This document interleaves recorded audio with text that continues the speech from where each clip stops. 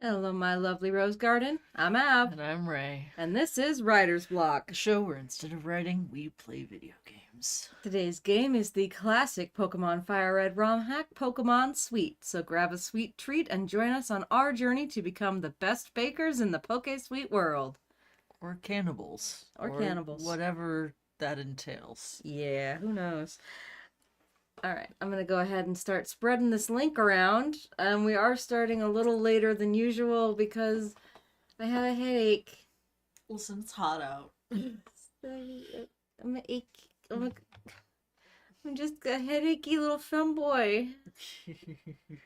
So, we'll stream for as long as my headache will allow.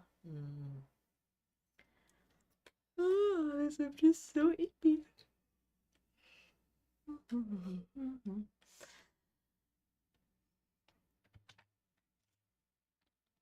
And on we go.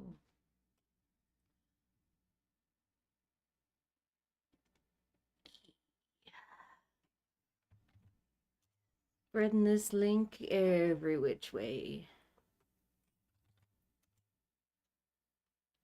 Okay, last one.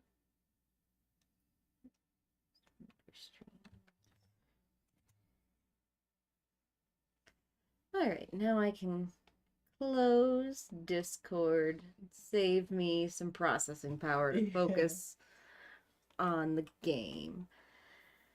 Pull that up.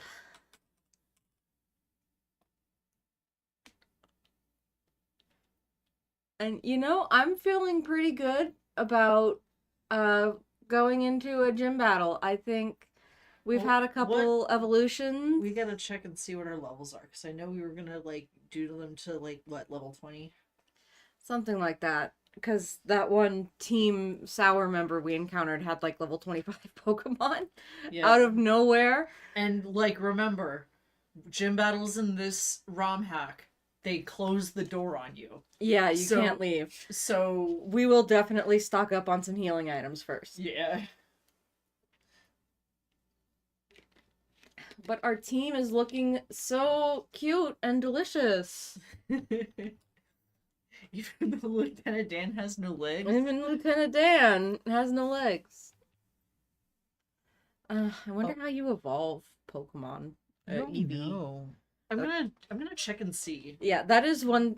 We're doing this mostly blind, but that is. I do want to check and see if it's a level up thing or there's items. What? Cup V? Evolve Cup V, yeah. Alright, so we've got Queen Anne, who is so cute and just evolved. So perfect. So amazing. Okay, so... Marbolov also just evolved. Hi, Winnie, that's you. Alright, so... Okay. Oh, and has a berry. Gotta take that. Take that. Do you still have pickup? Yeah. Oh my god, still has pickup even evolved. Thank God. Soda Pop. Well, Soda Pop. Cup V. Lieutenant Dan. Lieutenant Dan. You ain't got no legs. And Creamsicle and Tort. Oh, okay. So... there's only the original 3 evolutions for Cup V. I knew that much. Makes me a little sad. Well, because there's only 151 Pokemon in this game. Fair enough. They just slotted in. So you had the 151 slots from Fire Red that are just that base game, and they just slotted them in to spots. So exposed to a thunder lime, a moon plum, or a beige candy. Okay, so it is item evolution. Yeah. Okay, then I want to see if Cup V's stats are such that we'll be taking it to this battle, or is it on par with other stats? I mean, yeah, it's not too far behind. Let's give you an item. Let's give you a berry. What's a pantry berry? Something to sell. Cool. Pantry berries are really good in Poke Farm for gardening contests. That's about it. That's all I care about. I'm gonna go stock up on items. Because, yeah, all our Pokemon are, like, close to level 18. And I don't want to spend the whole stream leveling up again.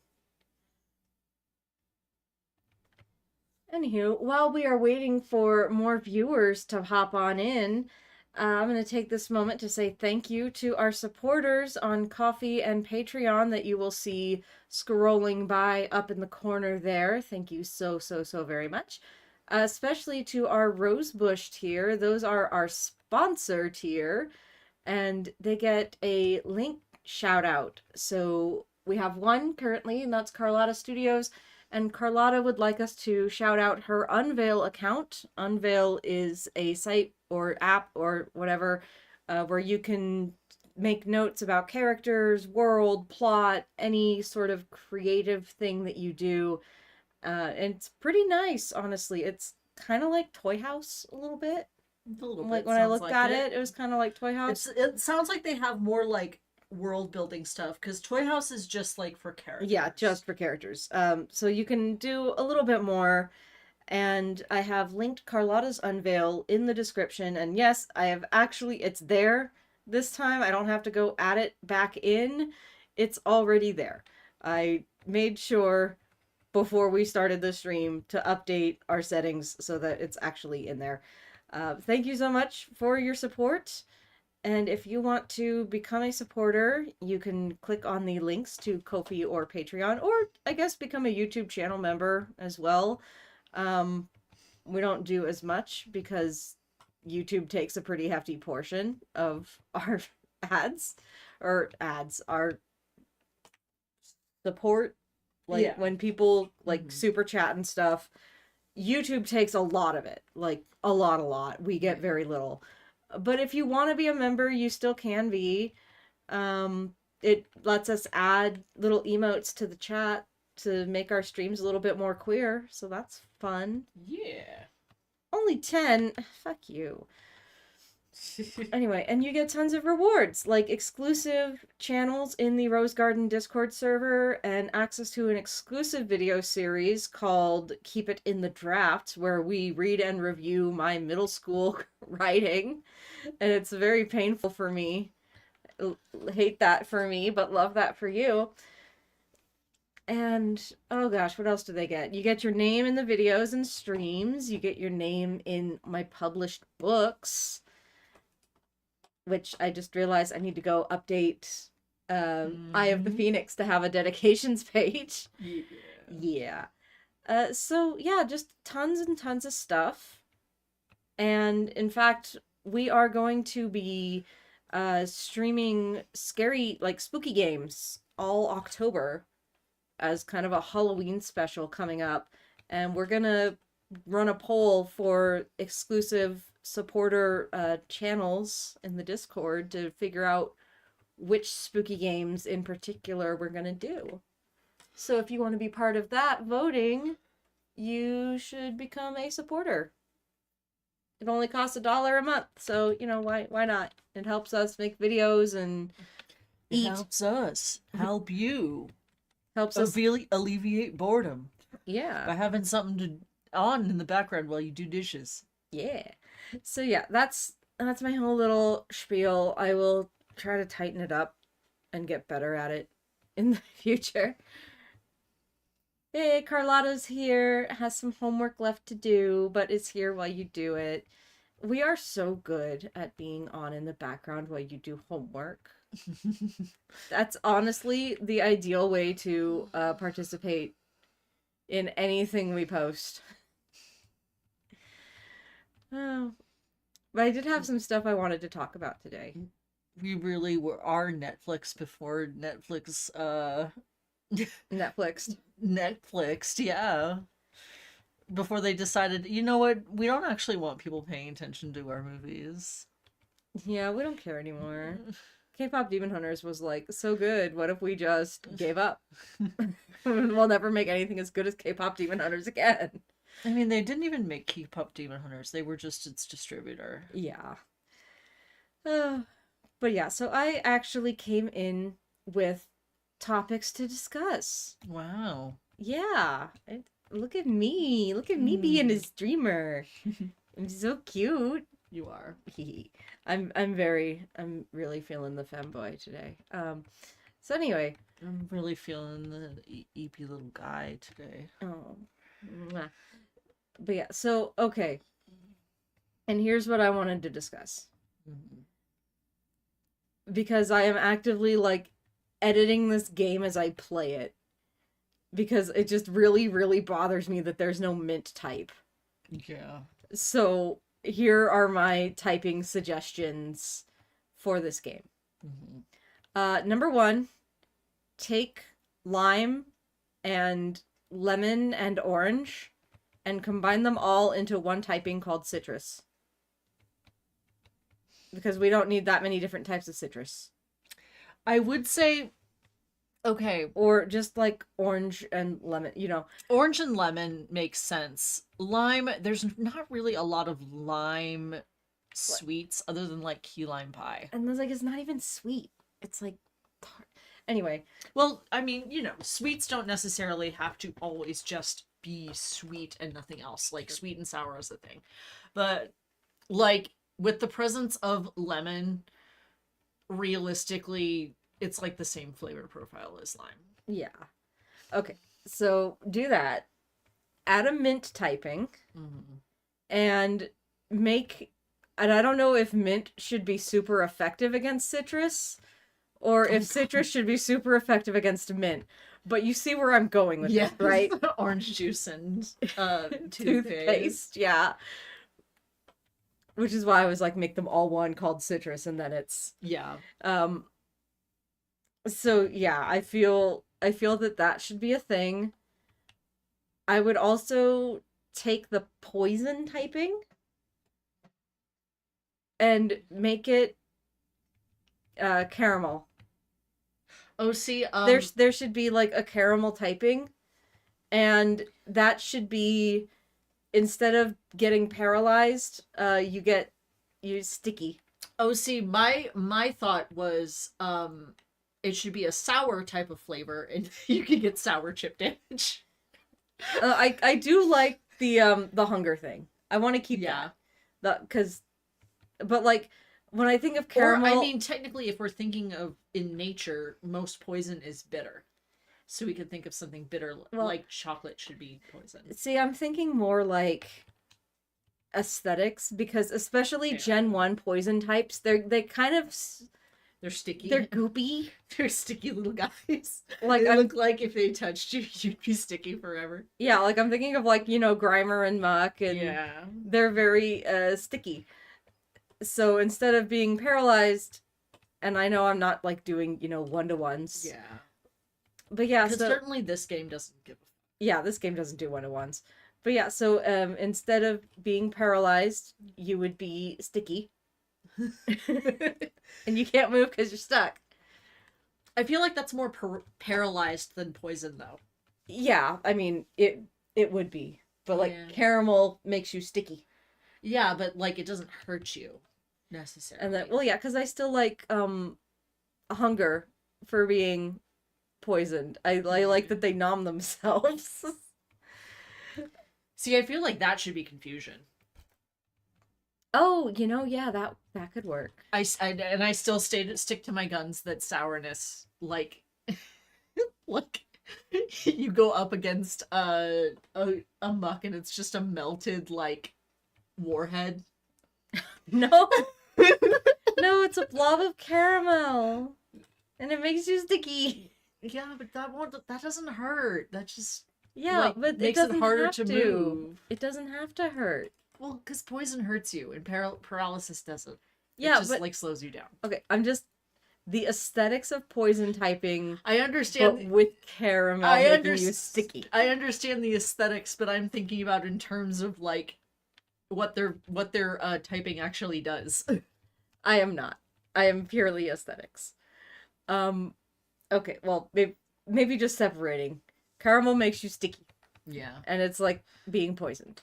Caramel should be paralysis. Because... Oh, paralyzed. Did I say poisoned? Yeah. Paralyzed. Yeah. Caramel makes you, it's the stand-in for paralyzed, and it's sticky. Sticky. I just don't want...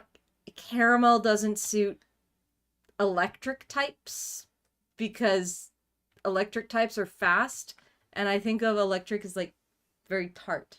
So I still like citrus for being, like, kind of the electric. Yeah. Except it's not even, because we have freaking, Weasel is orange. Well, yeah, like I said, it's not 1-to-1. Yeah, they don't care. It's not 1-to-1. Yeah.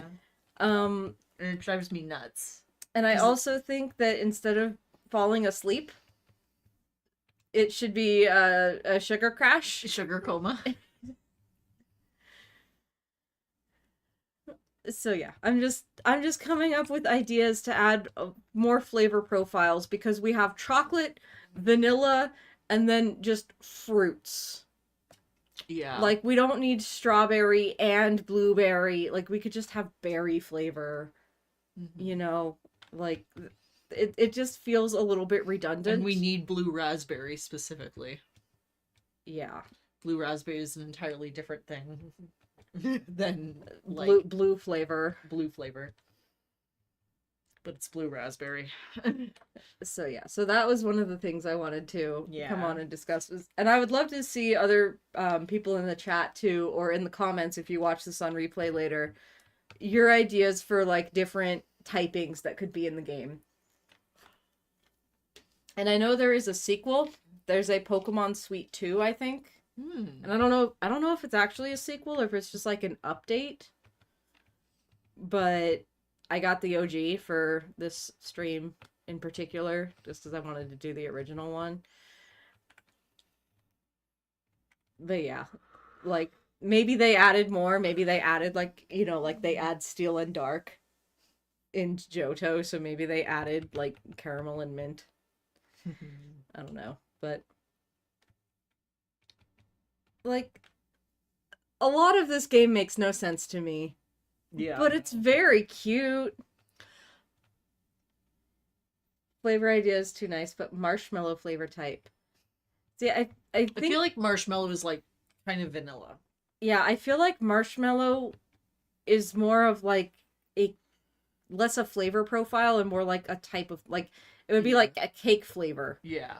It's like, well, cake can be chocolate or vanilla or lemon. Marshmallows can also apparently be other things. Vanilla marshmallows are apparently just your standard marshmallow flavor. Mm-hmm. And then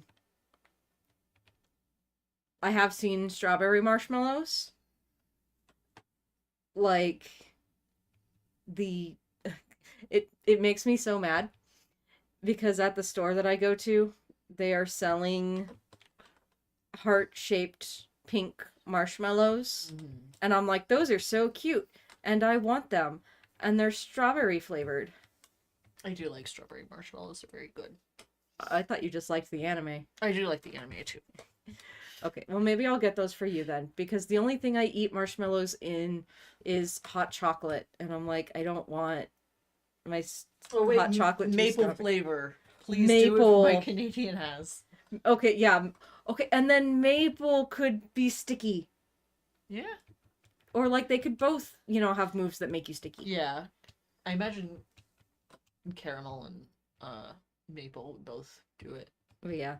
Like, I'm gonna end up doing, like, a whole thing, I feel, which, again, will probably end up in the...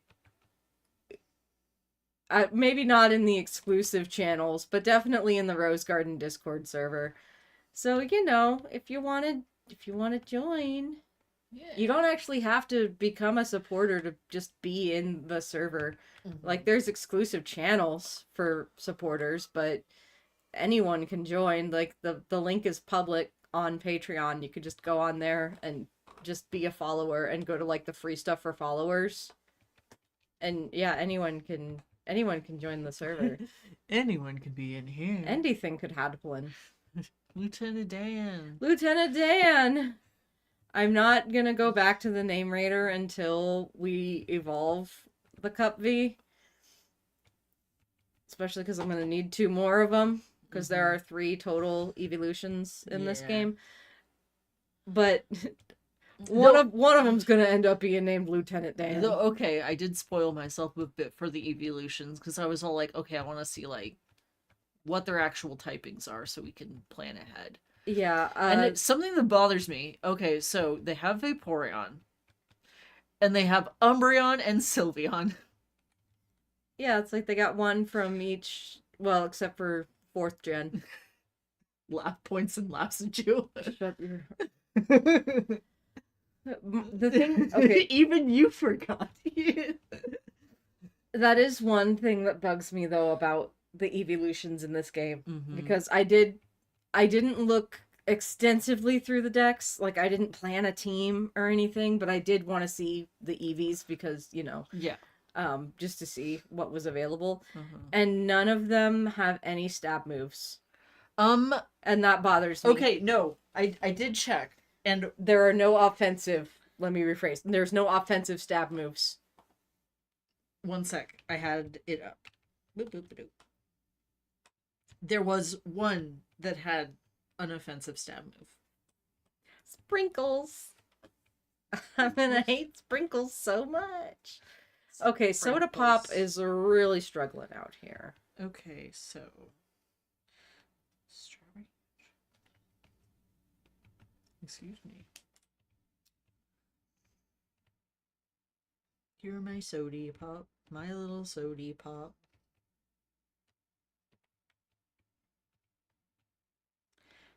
Okay, so the Sylveon one gets a stab attacking move. Oh, what does it get? It's Ember, but it's not. Oh, It's that's shit. Technically, it is stab, and it is an offensive move. Yeah, the worst one of its typing. I mean, it's 40 base damage. That's not too bad. Yeah, at, like early game. Yeah, but it learns at level 16. So, Well, yeah, but and technically they can all learn TMs. And yeah, they can learn stab TMs.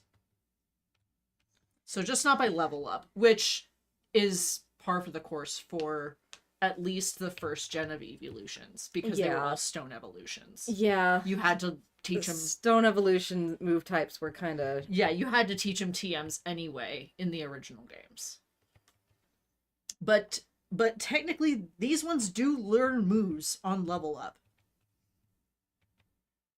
Which, okay, something that really bothers me, because Strawberry is the fire stand-in typing. Yeah. It does learn Flamethrower, but it's an orange type move. Well, like I said, this game makes no sense sometimes. Like, yeah, and it also learns Fire Spin, which has also been changed to orange. Why? So, just why? Like, it would if the typings made any sense.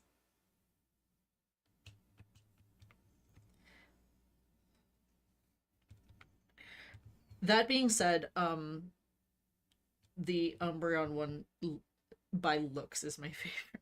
Yeah, I remember the Umbreon one being super cute. Yeah, it is super cute. Like, the Sylveon one is by far my least favorite. Sylveon continuing to be our least favorite. Listen. Which sucks, because it's the trans one. Like, okay, I am fine with Sylveon in-game. It's just, like, the people who like Sylveon I don't like.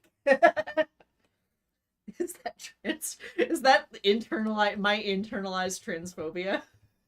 It might be. I hate Sylveon fans so fucking much. Except Tori. Tori gets a pass. See, was it beyond that one cosplayer? Or... It was not. It's just that one cosplayer. Just that one person who ruined it for me forever. And it's like, you know, I'll still have a Sylveon. I still like the Pokemon, but it's all like every time I look at it, all I hear in the back of my mind is that one fucking teenager screaming at the top of their lungs in a in an elevator. A crowded elevator. Yeah, that was a time. Mm. Let's see. Oh, I came in with other topics to discuss. Yes, what's our other topics? I want to hear. Other topic is One topic at a time. Sunrise. Shut the hell up. I recently started reading Sunrise on the Reaping. Oh, I don't know anything about And this. So very recently I will be done reading Sunrise on the Reaping. good job with that. It's so fucking good. It's so fucking good that it's making me want to read other Hunger Games books. I mean, you've read, like, most of... No, I have not. I have read the first one and that's it. Oh, I thought you had read them all. No. Hmm. I refused to read them all. Why? Because I thought that the first Hunger Games book was really good. Did you take the And berry I just from... stopped there. Did you take the berry? Yeah, I did. Okay. That was the one that was only going to be sold for 10 Poké dollars. I very much liked it as a standalone novel and decided that I didn't want to continue beyond that point. Fair enough. And I've been looking up so many interviews with Suzanne Collins where she actually did say that her original intention was for it to be a standalone book. Mm-hmm. So it does wrap very nicely. Yeah. But then she said, continuing on with like Catching Fire and Mockingjay, that there was no way that the Capitol would have let Katniss get away with what she did in the Hunger Games. And like that could not be the end of her story because they would never allow it to be the end of her story. Mm-hmm. So then we got Catching Fire and Mockingjay. Whoa! Ooh, new Pokemon. Langoose. Nice. All right, cool. Glad I came to level up over here. And this is going to be a non-evolving. This is a one-stage evolution. Flangoose. It looks like maybe it's banana type, so I'm going to give it an orange shock. Nope. God only knows what it is. Sleep flower. Oh, that's cute. Why does it know sleep powder? What the fuck is anything in this What is game? this game? Oh, Marble Loaf has another item. Oh, sweet. Holy fucking shit. Cubby, go. Sprinkles. Pickles. But why? Why can you do that? Because fuck you. But yeah, so it's super good. And like I said, I've been doing a ton of reading up on interviews with Suzanne Collins because I was asked to talk about this book by a supporter, which is another thing you can do if you become a supporter. So Throw a ball, quick. I have been looking into it because I saw a tweet in a video and it bothered me so much that I have to now make this like the whole thesis of what I talk about yes, regarding this book. We have to discuss. And it was someone, like, just some random fucking Twitter user, like the kinds that end up being quoted in videos and stuff as like a one-off. Yeah. And one of their things was like, well, at least we have J.K. Rowling and Suzanne Collins. And I was like, in response you? to a left-leaning writer. Yeah. And I'm all like, and literally I was all like, do rhinoids really think that I'm like, do you though? Do they really think they have Suzanne Collins? Well, and then I had to like look it up. Yeah. Because now I'm like, do they? I don't know. Like, knowing what I knew from Hunger Games, I'm all like, this would be very strange if well, and I'm gonna get into that anyway. Yeah. Its Its body is made of chocolate pudding. Others are enticed to eat it by the thick drops of orange syrup from its torso. So is it orange chocolate? It's orange chocolate? Yeah, he's Flan, technically, but he's also a chocolate orange. I like that we've just decided that this Pokemon is a he. Yeah. Trans is your Pokemon. Well, Terry is also a girl's name. Yeah, but also trans is your Pokemon. Mhm. Because we've been calling it he, him. Yeah. Anyway. Some Pokemon are just just certain genders. It's like Polish. All foxes are female. But yeah, so this led me down a rabbit hole of looking into, like, what is this? What is this? And I guess, so right out front, and this is a very unscripted, Yeah. my actual video on the topic will be much better and have, like, sources and everything. So one of the things is that Suzanne Collins has never stated what her political affiliation is publicly, as far as anyone can tell. We don't know if she's more right or left leaning.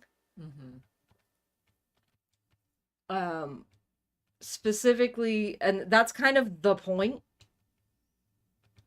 And she's, like, also brought that up in interviews, is that the point is critiquing authoritarianism as a concept, not necessarily any one political party. Because, and I will grant that, the left wing is just as capable of authoritarianism as the right wing is. Yeah, of course. And I believe that the Hunger Games, like, the first book did come out during the Obama administration, which, while I certainly think that Obama was a better president than the one we've got right now, than any of the presidents that followed him, honestly, he was critiqued for having quite a large number of executive orders. And I remember that also being something that I, as someone who was old enough to have voted for him, did not like about his presidency, was the amount of executive orders and the kind of precedence that sort of set in future presidents making tons and tons and tons of executive orders. So I could actually, like, kind of get it being, it is orange chocolate, seeing the Hunger Games being almost like, I don't want to say centrist, because the connotation of centrist is right-leaning anymore. Because, the Overton window keeps shifting further right. So centrist nowadays typically means someone who is mildly right-leaning. But at the time, I could see that it would have been a very slight HP recovery in rain. Holy crap. Why? Stays dry. But it's a flan. Whatever. What is it? Who cares? What are these moves? Yeah, why is charge lemon, but orange shock is orange? I hate it. This game makes no sense. This is what I would rewrite the most. But, yeah, you were saying? So I could see, like, people taking the Hunger Games as being a more centrist work, in that it is technically critiquing both sides, TM, at a time before, at least when the Hunger Games came out, both sides was not one of the sides literally being Nazis. Like, I still didn't agree with Republican politics back then, but certainly I could at least find some common ground, like with my Republican relatives back in the day, that I cannot do anymore. Because they're all insane. Because, again, the Overton window shifted to the point where a lot of my relatives that were Republican at the time would be more closely aligned to, like, centrists now. But they shifted further right also. Yeah, because they were all like, oh, the Republicans are doing this now. I guess we'll do this as well. Yeah, so, like, reading it now and reading some of the, like, oh, well, this is about Democrats and big government. And I'm like, I mean, yeah, in a sense, but in the same way that fascism is also big government. yeah, You know? I'm like, it's really more about fascism, and it's kind of impossible now for me to not associate fascism with the American right wing. Well, that's because fascism is right wing. Well, yeah. Yeah. Sorry, I should rephrase. It's impossible for me to reconcile my own experiences of an authoritarian government with anything other than the right-wing political party. Yeah. Because for all the fear-mongering about how the left is gonna come in and take control and, they're not gonna let you have freedom of speech and all that, that never happens on a large scale when left-leaning people are in power in this country. Like I said, it's because, like it or not, the left wing has never fully been in power in this country.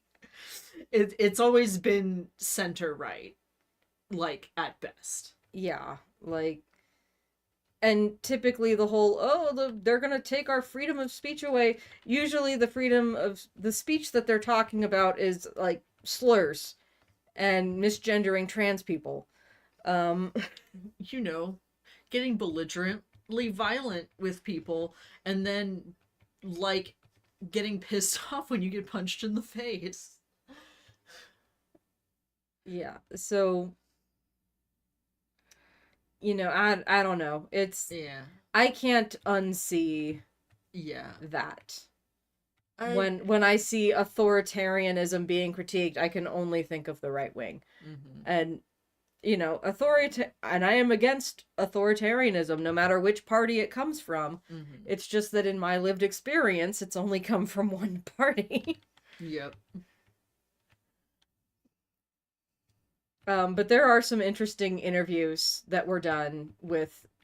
There's this one study that I read, because I'm reading studies for this fucking video, and looking at sources that I will be citing and stuff. Like, I'm actually trying to be a video essayist for a minute.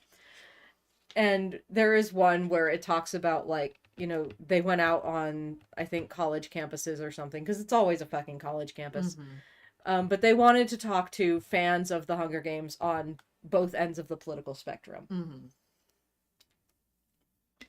And what they found was that a lot of the more left-leaning people, especially those from marginalized groups, viewed the Hunger Games primarily as a critique of capitalism.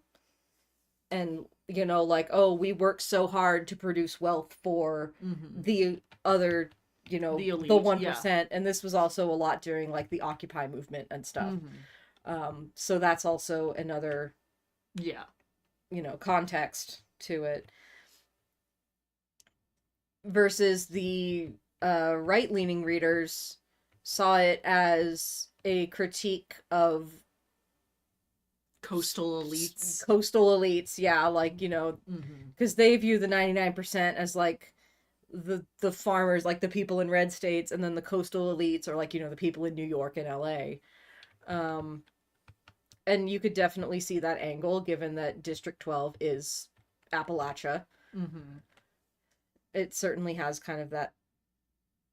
if you really pushed it, I could see that reading of it. But one of the other things that was said was, specifically viewing it as a warning against left-wing government overreach in terms of, safety net programs and, welfare. What? Because they were because, it makes you dependent upon the government so that you can't fight back against the government because they are the hand that feeds. And I'm like... I don't think... That's how welfare works. Yeah, and I'm looking at it this seems like a critique of communism, maybe? That a right-leaning person might have if they were raised with a very specific view of what communism is. And one person did even like say that they viewed the government of Panem as a communist government, because, you know, the capital are the ones that facilitate the trade between the districts, so they're kind of like providing your... Even then, it's all like, it can't be communism because a 1% wouldn't exist under communism. Yeah, it's like there were a lot of it feels like interesting takes, not necessarily takes I agree with. Maybe but... it is my left-wing bias, but it feels like a bit of a stretch. Yeah, like I was really trying, especially since I'm going to be in the persona of Avalon for this video. So, you know, kind of a detached voyeur to humanity's bullshit. Yeah. Like I was really trying to like kind of understand where the right-wing view was coming from, and, you know, like what their ideas on this book were.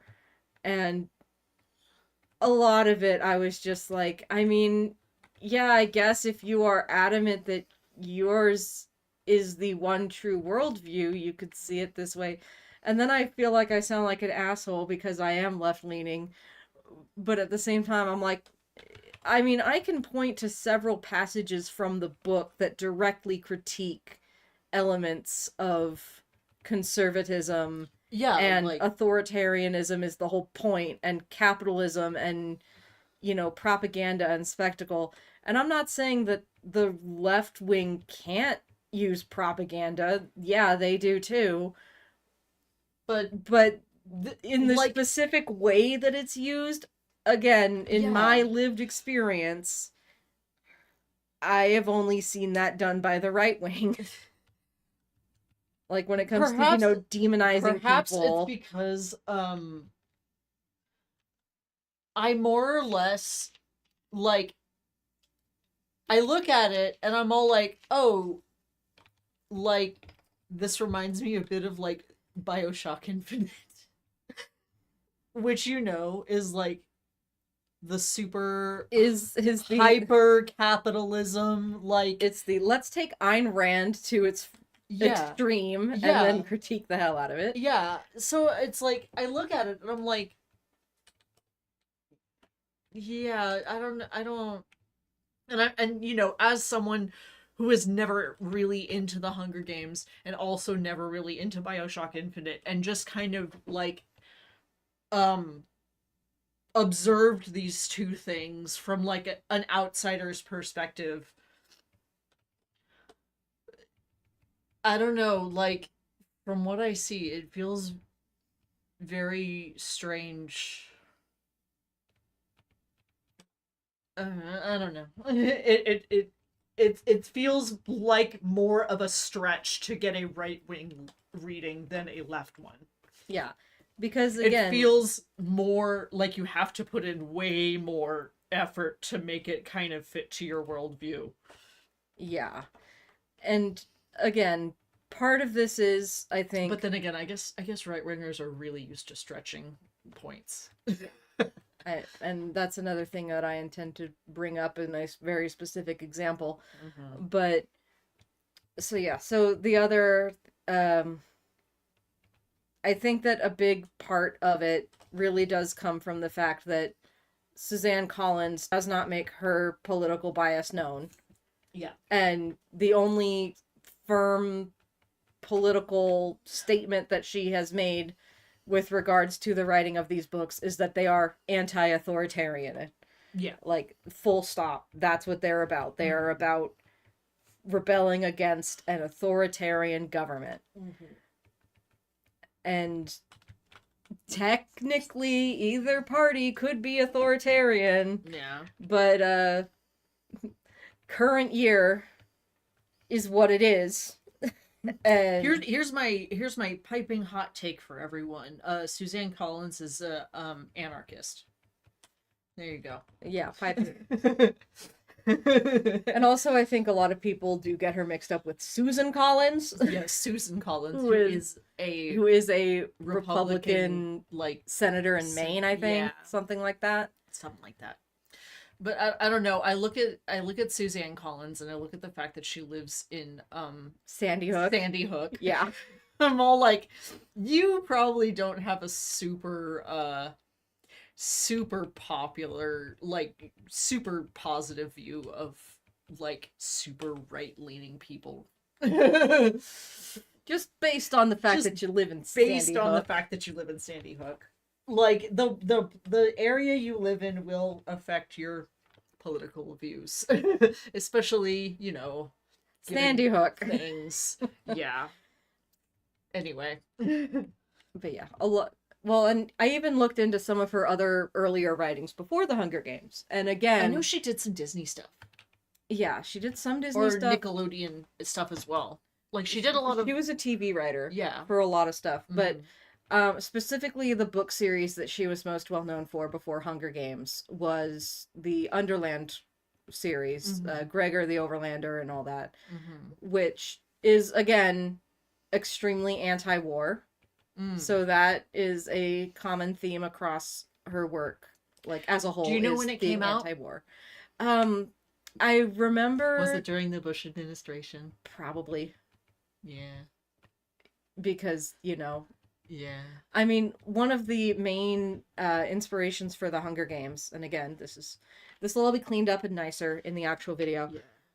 But one of the main inspirations she had for the Hunger Games was flipping through the TV and going from footage covering the Iraq War to game shows, like reality TV shows, and seeing, you know, teenagers competing for money on game shows and teenagers fighting for their lives in Iraq. Yeah.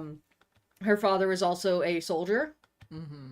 and specifically a Vietnam veteran. I'm sorry.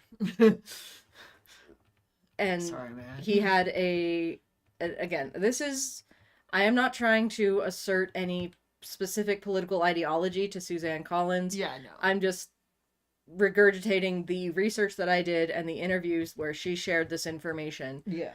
Her dad, the veteran. Yeah, he was in Vietnam.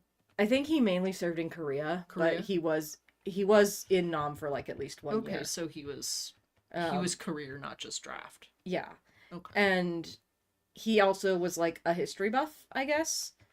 So whenever things would come up, like, you know, they would talk about certain battles or certain things related to war in history, he was very into encouraging her to look into not just what was reported about it, but also like the why is this happening?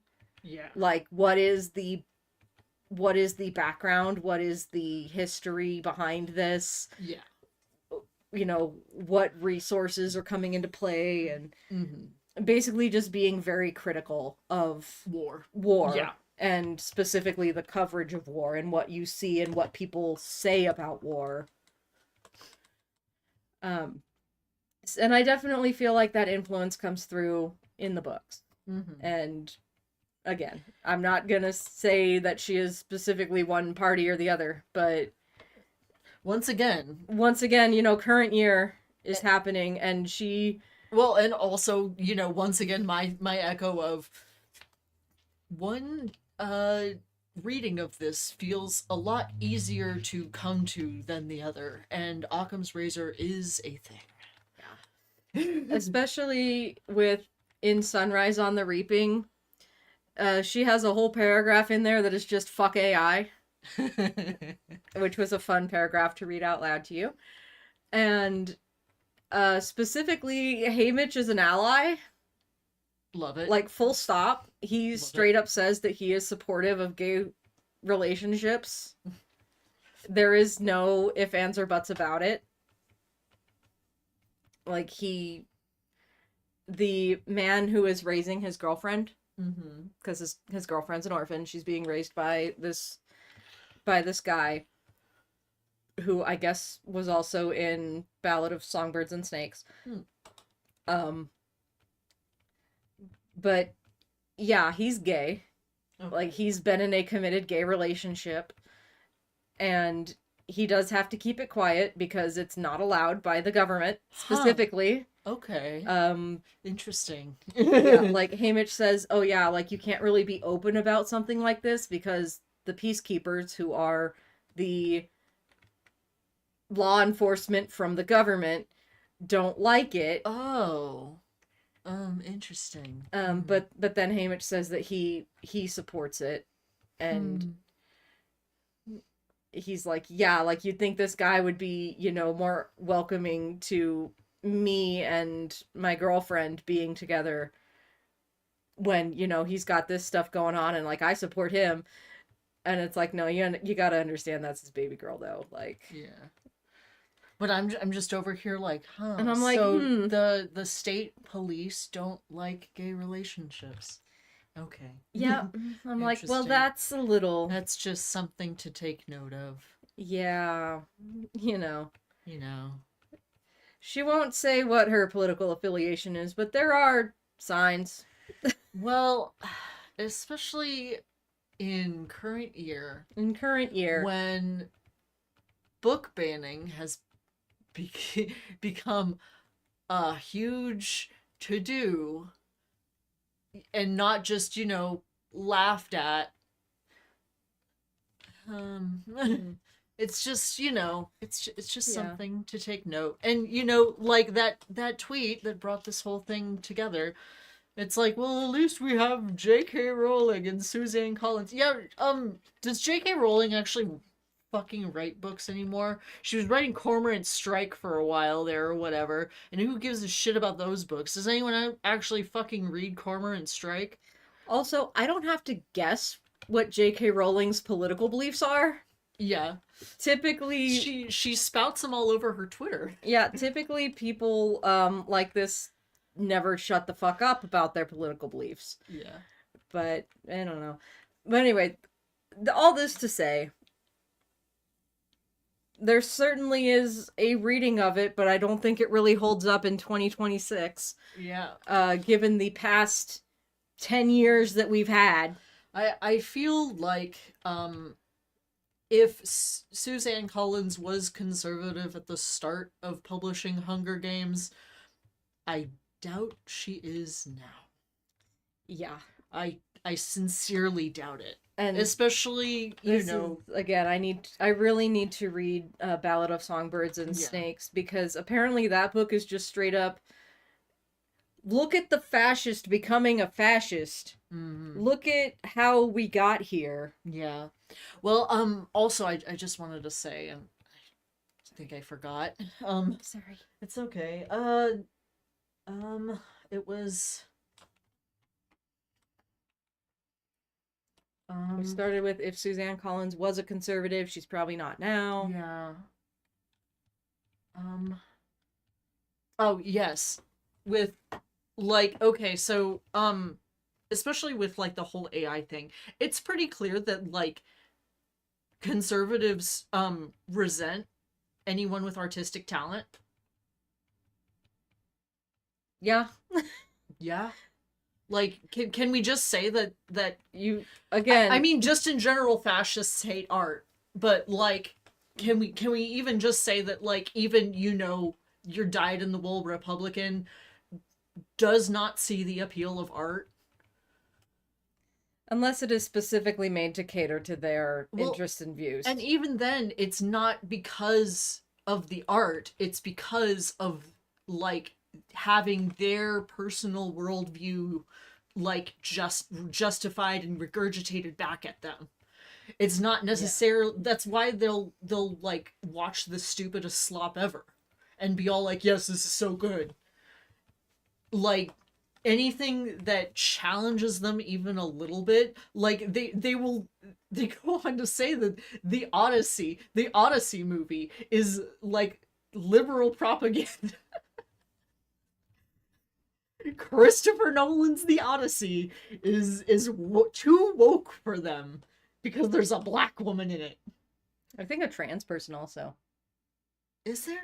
I think. I haven't seen it. I don't know. But anyway, I wasn't all that interested in watching it, and now I kind of am. But yeah, they were so fucking pissed off because it wasn't just their worldview. They needed Helen of Troy to be a blonde-haired, blue-eyed white woman, or else they would fucking go insane. And they did. They did that all over the timeline. Even though Helen of Troy was never physically described in the Odyssey. And it was only ever, like, shown as a blonde-haired, blue-eyed white woman by Western scholars, like, 1,000 years after it was written. Yeah. It's oh, but yeah, it's like they just saw, oh, she's the most beautiful woman in the world. She must have blonde hair and blue eyes and white skin, right? And it's like, no. Well, yeah, and their whole thing like, oh, we need it to be more historically accurate. There's and no I'm like, Greeks. There's not a single Greek in the movie. Yeah, I'm like, I think that like yeah. That's my kind of issue with a lot of the Greek myth retelling stuff is that there's no Greek people in it. Yeah, I'm all like... Even the Percy Jackson show on Disney Plus, I'm like, you could have gotten more Greek actors involved. Yeah, like... They got one. They got one guy. Is it the guy who plays Dionysus? Yeah, which, you know, is great. I'm glad that Dionysus at least is Greek. But I do think that they should have more Greeks. Yeah, they should have more Greek because, you know, actors. It's their mythology. Yeah, like, they're still here, guys. It's not like, oh, this ancient civilization that's completely gone. It's still there. Yeah, the Greeks are literally there. There's probably a lot of Greek actors in Hollywood somewhere. But, yeah. You know what, surprisingly, they don't seem to view as woke propaganda, though? What? This is the other thing I wanted to get to that's cursed. And I did save, so we are going to go into the gym because I've saved, so if I fuck this up, yeah, I can scum it back. Wicked. Oh, yeah. The other thing that conservatives thought was for them. Wicked. Yeah. You know. That was really weird. Oh my god, are they swimming in orange Fanta? Hey there, so you want to challenge challenge Fizzy to a... Her name is Fizzy? Fizzy to a battle? She's tough. She uses orange-type poke sweets. She also makes everyone swim in soda like a sadist. But you can handle that, right? I probably should have swapped out soda pop. Oh well. Yeah. Okay. My sody pop. My little sody pop. I'm gonna stick Creamsicle out there first. Gonna give Creamsicle a berry or something? Yeah. Okay. I'm gonna give the paralysis one. I'm also gonna give it to Marble Loaf since, you know, we're in a gym. Yeah. But no, I'm feeling pretty good. I think we have some evolved members of the team. I'm guessing that Creamsicle's probably a stone evolution also. Let me check. Everyone's except for Cut V is at level 18 or higher. Like, I think we're good. Yeah, I think I am going to read Ballad of Songbirds and Snakes. I don't know if I'll read Catching Fire and Mockingjay. They do seem like they are good, but I'll be honest, Katniss just isn't my favorite POV character. What's Creamsicle's actual species name? It's Pika. Popsichu. Popsichu. Who loves orange soda? Apparently you. You're swimming in it. You're swimming in it. Scherzel and Popsichu. Oh yeah, I forgot it's all double battles. I don't fight many trainers, so... Alright, here we go. Let's Leer and Payday. Yeah, they're only level 16. I think we're alright. Okay. Popsichu. Oh, no, it evolves at level 32. Oh, okay, so it does just evolve naturally. Cool. 32, though. Jesus Christ, it's gonna be a while. It's gonna be worth it, though. It's gonna be so cute. You're gonna be so adorable. Damn.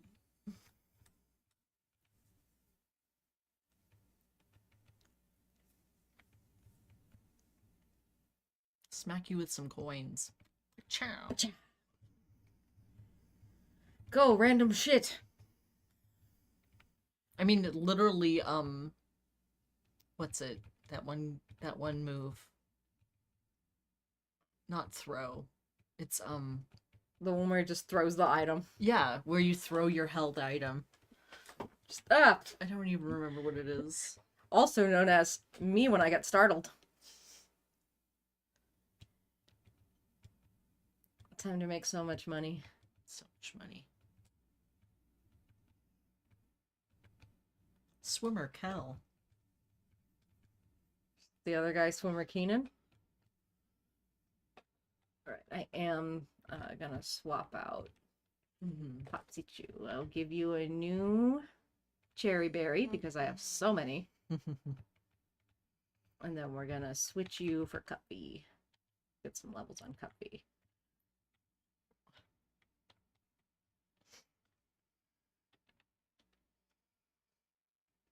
No.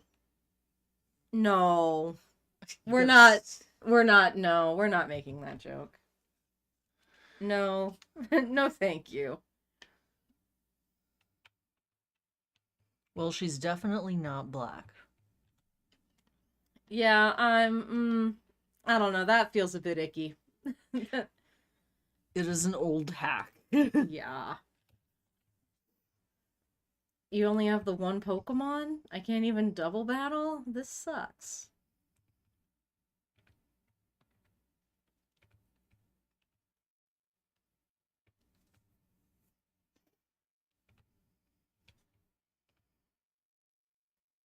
Wow. Wow. Wow. Wow. Wow. Wow. Do you have a revive? I don't. Dang. Which is very disappointing because it was about to level up too. Yeah. Oh, now you missed. Now that my tank is out.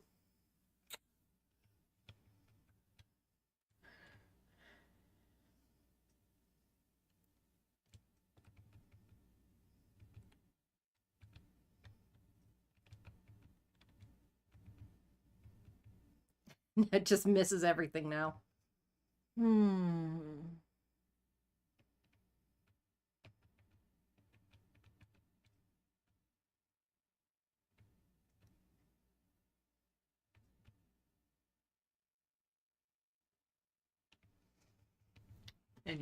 Anyway. How dare you? How dare you take out Lieutenant Dan? Oh, sweet though. That was a lot of experience. Nice.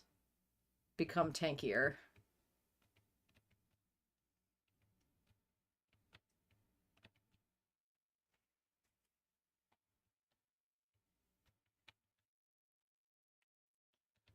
Okay. Well. Marble loaf. Marble Wolf out front. Do I have a revive? No. Damn. Because I can't buy them yet. Alright, here we go. Yes, we did notice that you filled the pool with orange soda fizzy. Really goes great with ice cream. It does. But you're swimming in it. You don't want to... Anyways, I'm fizzy, also called the floating orange. I don't know why. It must be my hair, but enough talk. Prepare to be paralyzed by the sweetness of orange jizz. Oranges. Yum, yum. Yum. At least make her little suit orange. Come on.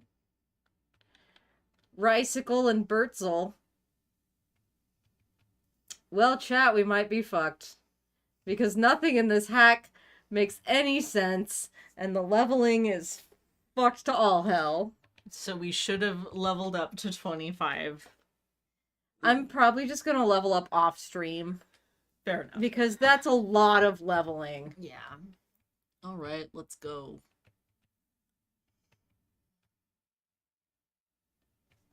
Like, and, you know, given that everything around the highest level we've encountered is 16, it's gonna take a long-ass time to level up to 25. You might have to go up and fight Brendan. Well, then what he's gonna be like? He's gonna be level 30. Yeah, but still, there's gonna be trainers up there. Yeah. Not like it's a Nuzlocke. Which we'd want to do on the stream, I imagine. Maybe next stream.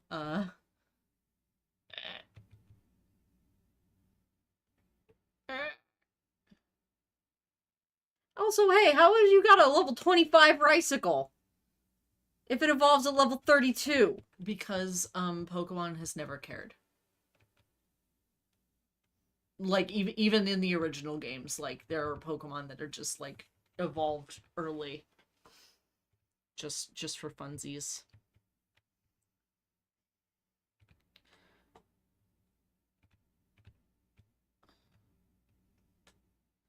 Eh.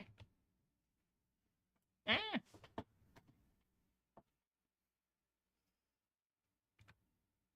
Mm.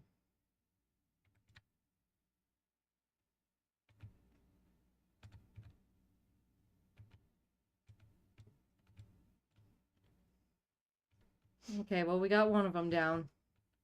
Only 2 more to go.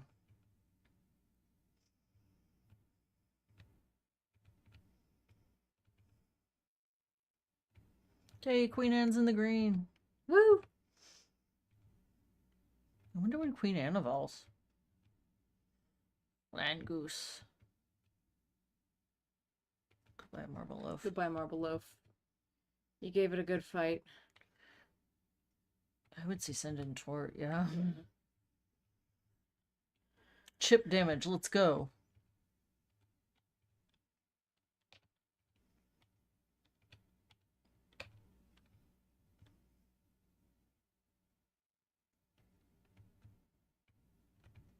Rude. Rude as hell. Get seeded and then poisoned. And then poisoned. Chip damage, boy. Nice. Can we do 4? It only does 2, I think. Really? Well, no, it said, usually since it's a rock throw one, it's 2 to 5. I've only seen it do twice. Hmm. Like, the entire game that we've used it, I've only seen it do twice. I wonder if there's, lucky dice in this game. No! Queen Anne!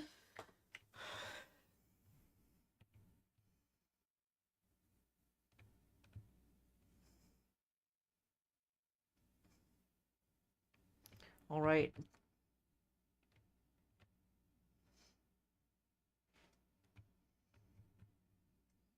You're a physical attacker. What are you doing? I mean, who knows? Maybe it's not in this game. It has charge and thunder shock. Yeah. Okay.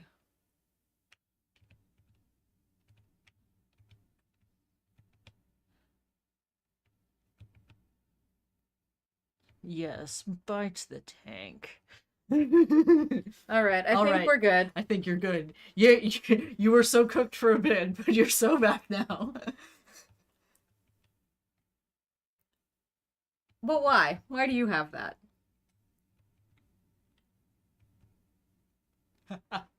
I did get hungry, but then I ate my Pecha Berry. Heal me. LOL.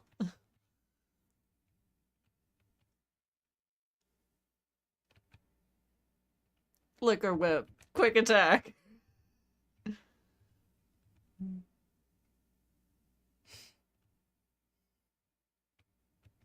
It's gonna die. And the passive damage will get rid of it. Eat shit, Fizzy. That's what you get for taking out my Cup V. Before I even got here. Leech seed. I mean... Cherry seed.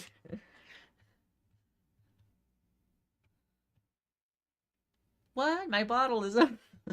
Girl, you don't have to talk about it like that. Girl, get that checked out.